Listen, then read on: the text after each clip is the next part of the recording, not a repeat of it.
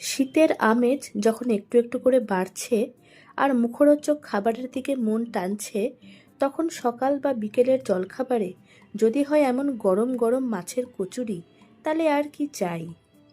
চলো তাহলে বানিয়ে ফেলি। আমি এখানে 4 পিস কাতলা মাছ নিয়েছি, গাদা পেটি মিলিয়ে নিয়েছি। এগুলো ভালো করে ধুয়ে নুন, গোলমরিচ আর ভিনেগার দিয়ে জলে ভাপিয়ে নেব কিছুক্ষণ। ঠান্ডা হলে সাবধানে কাটা বেছে মাছগুলো হাত দিয়ে মেখে নেব। অল্প ছাতু ড্রাই রোস্ট করে নিচ্ছি।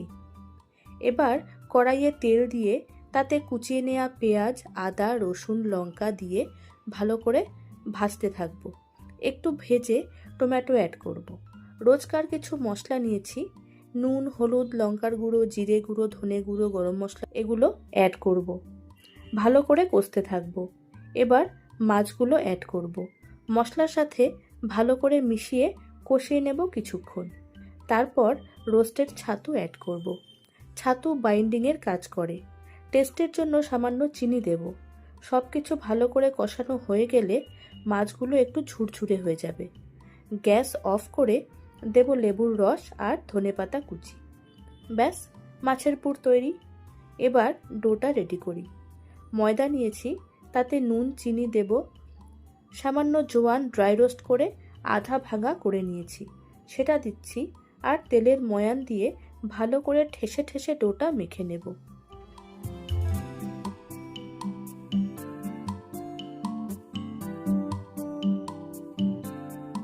ঢাকা দিয়ে রাখি 5 মিনিট। কড়াইয়ে তেল গরম হতে দিয়ে ময়দার লেচি কেটে নেব।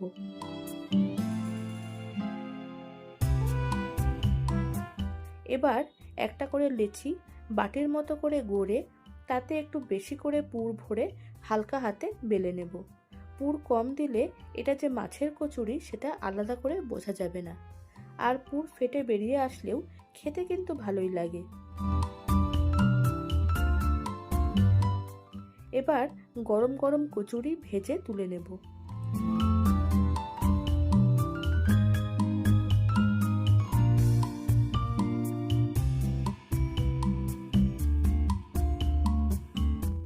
রেডি আমাদের গরম গরম মাছের কচুরি, সাথে মটরশুঁটি দিয়ে ছোট আলুর দম আর গুড়ের রসগোল্লা।